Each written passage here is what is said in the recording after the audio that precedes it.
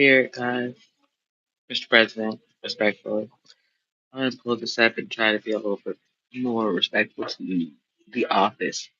And to, I think that you have come to find out by now that I don't specifically hate and or dislike you. All I know about you is what I know about you, which is why I told my truth when I decided that I wanted to officially run for the office of the presidency. You were lied to. That's the one thing that I can tell you.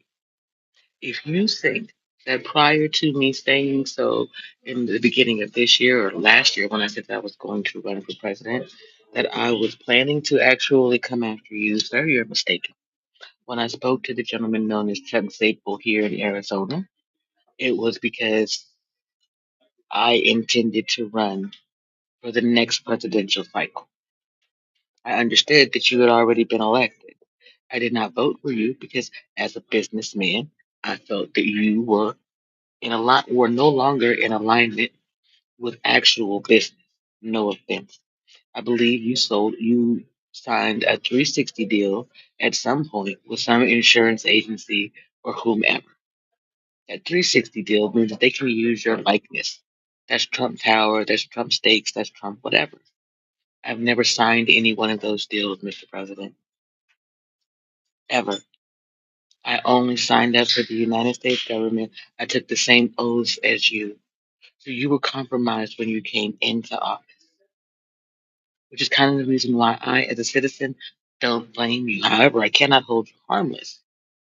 You had to do your due diligence, and when it comes to these Manispherians, perhaps you waited a little too late. Yet you did do your due diligence, and now you see you have some culpability, Mr. President. The only option that you have is to tell the truth, because we know you have an immunity deal. Even if it's not, even if it's just because you're sitting in the office at this moment, and this is an act of the president. You are trying to sell the safe, blah, blah, blah, whatever, and it belongs to someone else. And if you steal that from me, then you are actively stealing as the president of the country, not as Donald Trump. Do you see? So, respectfully, Mr. President, I need you to tell the truth about your connections to the manosphere. Otherwise, they'll have to indict you. And the clock's ticking. You're supposed to long since have gone to Congress and told the truth. Behind the scenes, hopefully you did so in a skiff somewhere, because some of it is presidential shit. At the same time, Mr. President, I know it. A lot of it. I know what a skiff is, Mr. President. The average citizen is just learning. It's the cure room, ladies and gentlemen, where they have black books that you are not supposed to ever see or leave that facility. There's a lot of work that has to be done. People leave their cell phones in other places. So, how do I know about the skiff and what you might have said in it? If I'm in Tucson, Arizona, and you've been in Washington, D.C., everywhere but around me, Mr. President,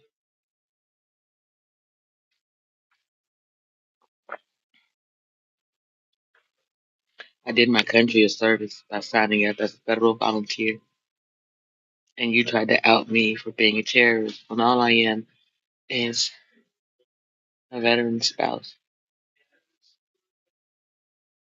who knows a lot about the government,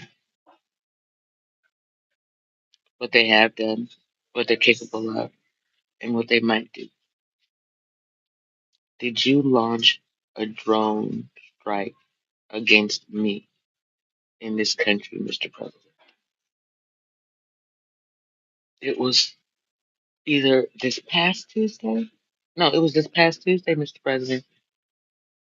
Did you launch a drone strike against me with an energy weapon? Frequency. Don't lie and don't do one of those, what's that called? Clinton things where you say, I did not have uh, sexual relations with that woman. Right? I want you to answer truthfully. Even a government training exercise using energy weapons is a crime against me. He violated my right to privacy, to be able to speak to me telepathically, because you figured out, just like everyone else, that God only speaks to the one that He meant to lead. That what all of those Christian religious leaders back in the day, the Pope and or the royals, were right. There's a calling and an anointing over the lives. It's usually one though, and then there are the apostles. So there's me, there's the Pope, there's Harry. Notice how I skipped Charles and the other one. You see, some of us touched and anointed, a royal here, a royal there. The Pope is a royal in Rome, Italy. It's just y'all call it the Vatican today, baby. You see, now were you to pick a royal for every country that currently exists by way of formation rather than organization, if you take us all and put us in one landmass and they're flying my flag, do you understand that? I'm Jesus, they're the apostles, the lost bound tribe of Sabbath. We were at the back, now we're at the front, and we are God's business in this room, and we're standing on business, ancestral business first. Then we'll deal with your modern race shit. Now do you get it? Reparations due to chattel slavery, blah, blah, blah, by order of equity. The ones that's been back here slaving since the beginning of this country, moving forward to them opioid babies. See? Now that is money that is already out there that has to simply be reallocated to repair the damages done to the people of this country. And you're going to give it back to them in their hand. You're not going to give it back to them by way of taxes. You're going to put it directly into their hands, either by way of a check or a deposit into their bank account. They're going to then take it, turn their lives around, and begin to shore up the economy, making economists have to go back to the drawing board and pay attention to the human beings and how they move out here, thus ensuring that we have a healthy economy going forward. You will not be preying on the mental health of society. I will have closed that loop with my business and the spiritual community. See me? It's so much sense, it's common, and it's making you sick. This is the easiest thing that could have been done. Use the opioid money to give to the little young white children and veterans, right? You use the cannabis money to give to the black community and those who would defund it that way, right? That's equitable and equal at the same time. Ain't that crazy? Hmm. If you are a black veteran, then look at how many pools of money you get to come from. You get to take that money, it is yours. They use your lived existence. You see? It is owed to you. That is reparation. That is taxes. Do you pay your taxes by way of sweat equity, blood, tears, signing the dotted line to this country, losing a limb? Now you are entitled to your money back by way of Social Security, disability, a social safety net. You paid into it. Someone else ate off of it.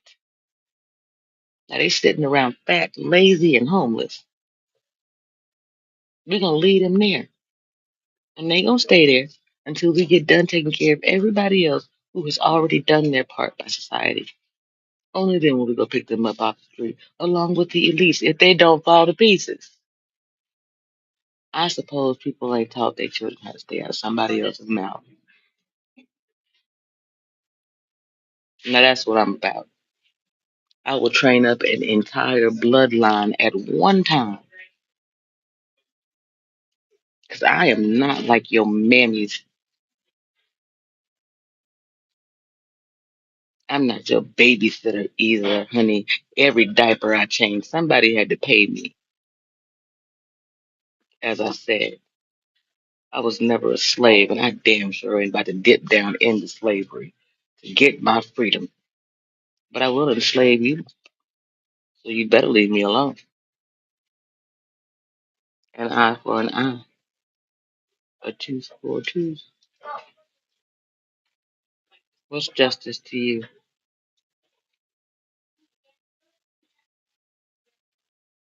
Now you see me.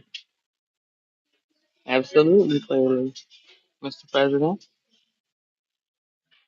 how would you like to go about it? I believe a peaceful transition of power is what's needed. I don't want to work for you directly. I will work for my country, though. Now, I can be your queen, or I can be your president, and y'all know I'm the queen of this whole thing. It don't matter to me. But for the first time in history, 11:11 on the clock, you're gonna have to answer for it. About a year ago, actually a little less, on your birthday, they had a No King's Day. I taught the people something interesting: more love, more weed, more justice, more peace. That's all we ever needed, Mr. President. Americans are starting to love each other again. Americans believe in weed. They recognize that weed is the way to justice and peace. So we're going to legalize it. That's all we need to do, huh, to get us a sustainable crop in this country. You see? A real one for the first time in history. But we ain't got to go across the border in case the oranges run out. We have multiple states that have yet to been able to grow weed legally in abundance. Pretty much all of them, you see. If all 50 states grow their own strains of weed in abundance, share them amongst each other, build up the organization, and then sell it to the people overseas. When we start trading seeds, you know, then what do we see? But now y'all had Monsanto in here acting the ass with soybeans. So now someone has to control these things. That's me. Your cannabis control board too. Ooh, I got you in the spirit and the flesh. You see, I did that shit.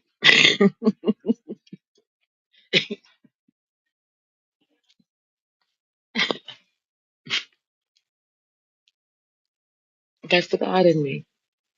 And when it's all said and done, it'll be a matter of actual law, and that's the man.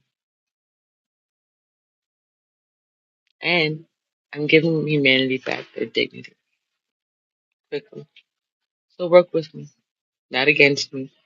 Even if it does mean you might go through some things, you just may come out clean because in the end, you came clean.